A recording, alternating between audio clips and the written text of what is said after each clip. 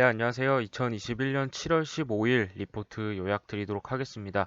오늘도 마찬가지로 6가지 리포트를 준비했고요. 첫 번째로는 오늘도 정말 힘이 좋은 에코프로비엠에 대한 리포트부터 소개를 드리도록 하겠습니다. 유한타증권의 김강진님의 리포트를 참고했고요. 먼저 목표 주가를 기존 25만 원에서 39만 원으로 무려 56% 상향하는 그런 리포트가 나왔는데요. 국내 배터리 3사 중에서 두 개사, 여기서 두 개사라고 하면은 SK이노베이션과 삼성 SDI를 이야기하는 것 같고요. 두 개사의 양극재 메인 벤더로서 향후 시장 기대치를 대폭 상회하는 성장을 보여줄 것으로 판단한다고 합니다. 네, 하반기부터 SK이노베이션을 통한 포드의 소재를 공급할 예정이고요. 통상 두 가지 양극재를 섞어서 셀을 제조하긴 하지만 픽업 트럭 특성상 동사의 소재를 단독으로 사용하는 게 유력하다고 합니다. 또한 100kW의 대용량 배터리가 탑재가 되는 만큼 소재 사용량도 높을 것으로 판단을 하고 있고요. 이로써 삼성 SDI에 이어서 SK 이노베이션의 메인 양극재 벤더로 등극할 예정이라고 합니다. 포드양 공급을 위한 대규모 수주 가능성이 높은데요. 지난해 공시한 SK 이노베이션 양 2.7조 원 공급 계약은 올해 말까지 1조 원의 매출이 인식될 예정이라고 합니다. 또 대부분이 현대 기아차 향인점을 감안했을 때 추가 수주가 필요한 상황이라고 하고요. SK 이노베이션의 포드양 수주 잔고가 향후 6에서 7년 동안 약 500기가와트 수준으로 추정이 되는 만큼 동사는 10조 원에 가까운 수주가 가능할 것으로 판단하고 있습니다. 네, 포드양 매출 본격화로 실적 추정치를 상향했는데요. 내년 예상 매출액을 약 2.54조 원으로 예상을 하고 있고요. 23년도 예상 매출을 약 3.95조 원으로 제시를 했습니다. 그렇기 때문에 시장 기대치를 크게 상회하는 성장 속도를 보여줄 것이다 라고 이야기를 해주셨네요. 참고로 주가 같은 경우에는 현재 10% 내외의 증가율을 보이면서 전고점을 깨고 오늘 또 신고점을 갱신을 한 상황이라고 보시면 될 것 같습니다. 네, 다음은 오랜만에 CS윈드에 대한 리포트가 나와서 소개를 드리겠습니다. 하나투자증권의 이재현님의 리포트를 참고했고요. 먼저 실적부터 살펴보면 2분기 실적은 영업이익 299억 원으로 영업이익률은 10.2%를 기록할 것으로 추정한다고 합니다. 시장 컨센서스인 영업이익 305억 원에 부합하는 수치라고 하고요. 본격적인 계절적 성수기에 진입한 가운데 꾸준한 타워 수요 증가에 힘입어서 두 자릿수의 매출 증가세를 이어나간 것으로 파악하고 있습니다. 영업이익 같은 경우에는 베어링 부분의 실적 부진, 그리고 후판 가격 상승에도 불구하고 규모의 경제 달성에 따른 공정 효율성 제고가 견조한 성장을 이끈 것으로 추정을 하고 있습니다. 네, 그리고 추가적인 모멘텀이죠. 올해 추가될 베스타스 타워스의 인수 영향은 매출액 1,300억 원 수준일 것으로 전망을 하고 있고요. 내년부터는 베스타스 이외의 타 고객사 공급 물량 유치도 가능할 예정이고 추가 증설도 계획되어 있기 때문에 가파른 외형 성장이 기대된다고 합니다. 여기에 3분기에 미국 동부 해상풍력 타워 공장 신규 투자, 그리고 유럽 내 해상풍력 업체 지분 인수, 그리고 아시안의 하부 구조물 공장 투자는 향후 장기적 실적 레벨업을 견인할 전망이다 라고 요약을 해주셨고요. CS윈드에 대한 투자 의견은 바이 목표 주가는 11만 3천 원을 유지한다고 합니다. 현재 주가는 8만 1천 원 정도 선에서 왔다 갔다 하는 것 같고요. 당장 내년부터 베스타스 타워스의 실적이 온기로 반영될 것이라는 점을 고려하면 현재 주가의 밸류에이션은 부담 없는 수준이다 라고 합니다. 현재 동사의 주가는 글로벌 고객사 대비해서도 약 30에서 45% 정도 낮게 형성이 되어 있다고 하고요. 여기에 글로벌 친환경 에너지 수요가 꾸준하게 증가하고 있어서 외부 환경이 우호적이라고 합니다. 거기에 더불어서 또 적극적인 투자를 계획하고 있어서 고객사 그리고 피어 대비해서도 성장 가능성이 높다는 점을 고려했을 때 충분한 매력도를 지닌 투자처라는 판단이다 라고 의견을 적어 주셨습니다. 네, 다음은 계속해서 보릿고개를 넘어가고 있는 한국전력에 대한 리포트입니다. 하나금융투자의 유재선님의 리포트를 참고했고요. 한국전력의 목표 주가를 25,000원, 현재 주가가 25,100원인 점을 참고로 해봤을 때 더 낮은 목표 주가를 제시를 하고 있고요. 투자 의견은 중립을 유지한다고 합니다. 2분기 실적은 컨센서스를 하회할 전망이라고 합니다. 전력 수요 회복, 그리고 S&P의 상승, 연료비 조정 단가 하락이 주요 원인이라고 하네요. 3분기 연료비 조정 단가가 동결된 가운데 지난해 연말부터 급등한 원가 지표들이 본격적으로 실적에 반영될 것으로 예상을 하고 있습니다. 연동제 미실시에 따른 매출 감소, 또 LNG와 유연탄 가격의 급등, 또 전력 조달 믹스 악화에 따른 비용 증가가 연간 실적 추정치 하향 조정 요인으로 작용하는 중이다라고 합니다. 참고로 2021년 PBR은 0.25배로 나와 있습니다.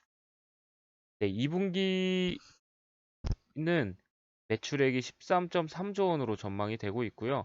일찍 찾아온 더위와 코로나19 기저효과로 전력 판매량 증가가 예상되기 때문이라고 합니다. 반면에 영업이익은 마이너스 1.2조 원으로 적자로 전환할 전망이라고 하네요. 네, 신고리 4, 5기 화재 등으로 기저발전소 이용률은 기대만큼 회복하지 못하고 있는 모습이라고 합니다. 매출액은 연료비 조정단가 인상분이 미반영되면서 감소하는 중이라고 하고요. 전반적으로 불리한 영업 환경이 이어지면서 최대 성수기로 평가를 받는 3분기 실적도 2008년 이후에 가장 낮은 수준을 기록할 것으로 전망을 하고 있습니다.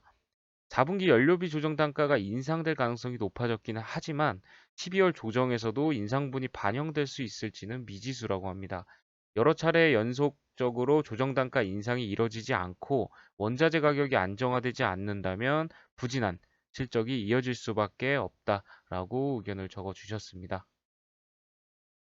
네, 다음으로는 또 다른 중대형 2차 전지 필수 부품 업체 중에 하나죠. 상신 EDP에 대한 리포트가 나왔습니다. SK증권의 박찬솔님의 리포트를 참고했고요.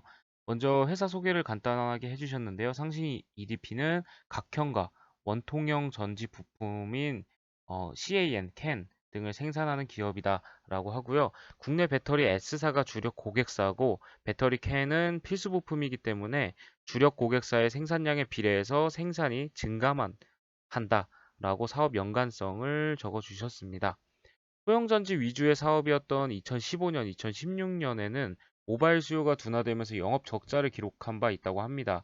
이후에 2017년 하반기부터 실적이 턴 어라운드 하긴 했지만 2018년 ESS 화재 이슈로 2019년 실적이 다시 감소한 바 있다고 합니다. 다만 해당 기간에도 중대형 전지에 대한 투자 그리고 실적은 확대되었다고 하고요. 2021년 2분기부터 S사가 유럽 완성차 업체의 전기차 생산에 대응하면서 중대형 CAN 실적이 했을 것으로 생각을 한다라고 적어 주셨습니다.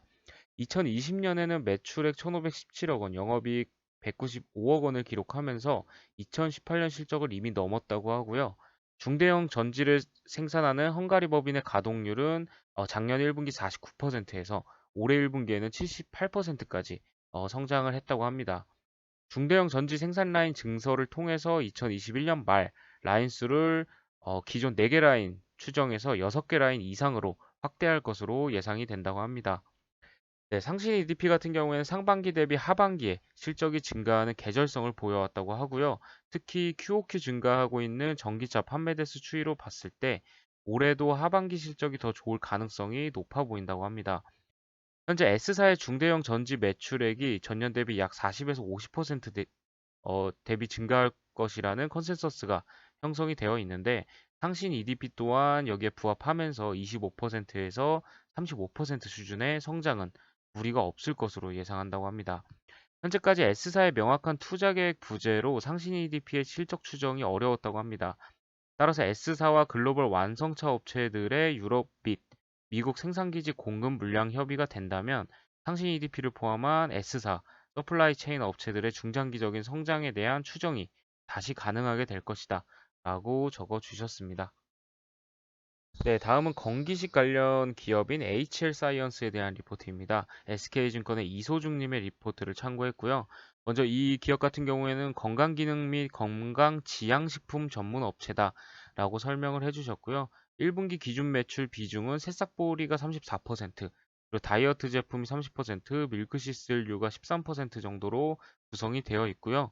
동사의 주요 판매 채널은 국내 7대 홈쇼핑 채널로 구성되어 있다고 합니다. 1분기 매출액은 287억 원, 영업이익은 31억 원, YOY-50%를 기록할 예정이고요. 기록을 했고요. 매출 감소는 주요 제품인 새싹보리의 찹측 분말 포장 형태를 원통형에서 스틱 형태로 리뉴얼하는 시기로서 홈쇼핑의 편성수를 줄인 영향이라고 하고요. 또 건강기능식품 시장 내에 경쟁이 심화됐기 때문이다 라고 적어주셨습니다. 2분기 매출액은 300억 원 이상, 영업이익률은 10에서 15%대를 기록할 것으로 판단이 된다고 하고요. 주요 제품인 새싹보리 착즙 분말, 그리고 다이어트 제품인 시서스의 매출 성장세가 다시 이어지고 있는 것으로 파악이 된다고 합니다. 네, 동사 같은 경우에는 생산 내재화 그리고 판매 채널 확대로 수익성 개선될 것으로 판단을 하고 있는데요. 내부 보유자금 400억 원을 GMP 원료 그리고 완제품 공장에 투자를 했고 2022년 7월 31일까지 완공할 예정이라고 합니다. 자사 제품들은 대부분 외주 생산이 되었지만 2022년 하반기부터는 생산이 내재화되기 시작할 것으로 기대가 된다고 합니다.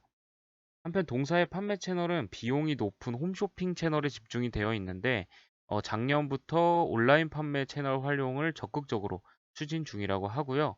판매 채널 비중이 온라인으로 확대되는 만큼 수익성 또한 개선될 것으로 판단이 된다고 합니다. 단 온라인 채널 내 인지도를 높이기 위한 초기 마케팅 비용이 발생할 것이다 라고 적어주셨고요. 네, 7월 9일 계열사인 HLC의 지분을 80% 인수하면서 화장품 사업을 추진하고 있다고 하고 또 의료 치료제 사업 부분에서는 동사가 개발 중인 퇴행성 골관절염 치료 천연물 신약 그리고 치은염, 치주염 치료 천연물 신약에 대한 기술 이전도 추진 중이라고 합니다.